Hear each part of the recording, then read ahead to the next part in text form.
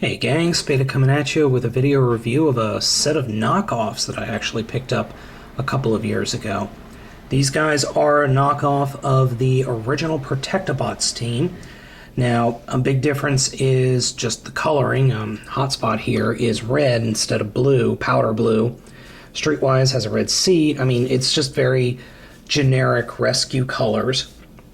And we've got all 5 Protectobots represented here. Just an obvious note, the cheapness on these figures is really disturbing. And I think these guys are actually a little smaller than the original than the actual G1 counterparts. So let's go ahead and get them transformed. We're going to start with blades. And one thing about these things is every time I transform them, I feel like I'm going to break them. That's just the way knockoffs are. I got these off of eBay years and years ago for about 10 bucks. Actually, it was less than that. It was like 4 or 5 bucks. Here we have first aid.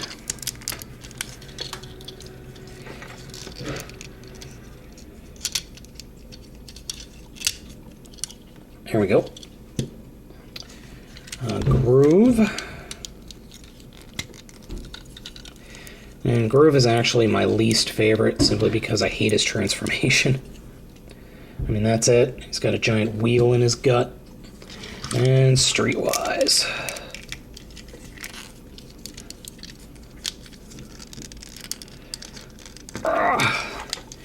Yeah, cheap. Feel like I'm going to break them, yet I have to use excessive force in order to transform them. Way to go, China. Oh boy. Yeah. This is lovely Chinese craftsmanship at its absolute best. And finally, Hotspot.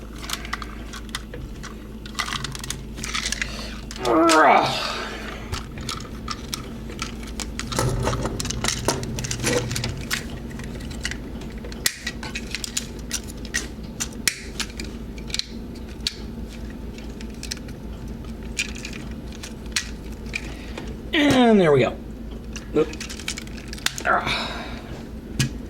And there we go. As you can see, the Protectobots. Not particularly cool or interesting, but a decent combiner set. Kind of all the white is a little bit overpowering. I know these guys wore white, but I thought they had a lot more black on them, especially Streetwise and Groove. But c'est la vie. Okay, so let's go ahead and get these guys into Defensor, or as I like to jokingly refer to him, because he's a knockoff, Protector. Oh, hello, cat. If you hear scratching sounds, that is my cat. So he will be the one leg.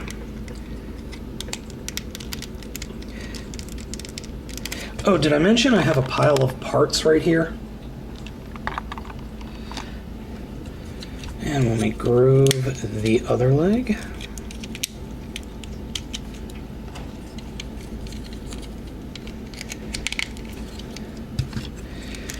I don't know why it's so hard to get the peg in there. And we'll take Hotspot.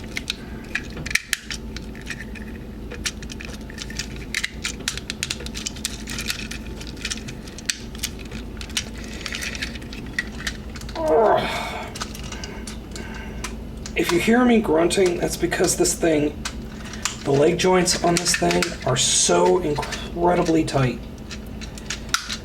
It's actually, normally you complain about a figure being very loose and floppy. Well, this one has the opposite.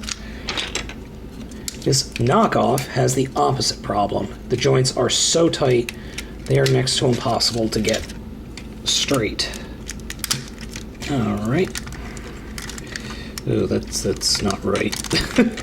Something's wrong. I'll futz with it later. I'm going to take the crotch piece. And then we take these pieces to these pieces for me in the chest.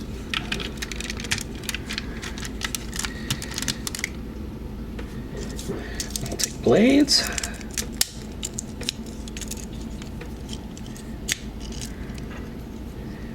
Give him a fist. And then we'll take Red Alert, the pacifist, and give him the fist with the gun. Now, I believe I'm putting these guys on backwards, but I don't care. To form the head, we actually take the ladder and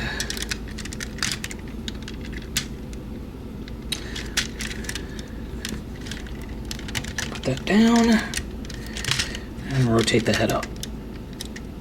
And there we go. Knock off Defensor, who is in danger of falling over. So I will use his ladder support system, just in case he does decide to fall over. So there we go.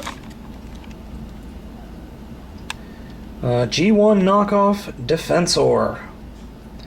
Plastic is crap, but hey, I never had any of the Protectobots growing up. So I would rather pay $10-15 to get a knockoff of a figure I never had before, just so I can say I have it, I've played with it, than the G1, than the original, than spending hundreds to get all the G1 characters. No, it's not perfect, but you know what? It's good enough, and you know, I'm at the point now where unfortunately about G1, I don't care all that much. I'm just going to turn this. No, that's not going to help. I love G1. I always will. There are certain figures I'm willing to pay top dollar for.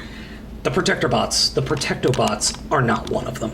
But still, if you see this guy on eBay and he's only like $5-10, he's worth picking up if you've never had the Protectobots.